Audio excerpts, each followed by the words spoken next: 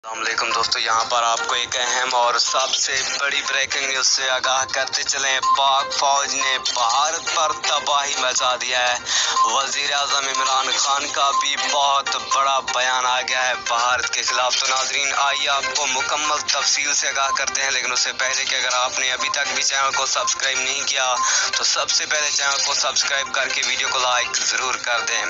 नाजरीन, पाक फौज ने भारत पर एक बहुत बड़ा हमला किया है। पहले हरकत भारत की थी। भारत ने कश्मीर के इलाके में एक छोटा सा हमला किया था, जिसमें पाकिस्तान के 2 फौजी जख्मी हुए थे। यहीं पर वजीर आजम इमरान खान ने कहा है कि अब भारत को तबाह करके दम लेंगे।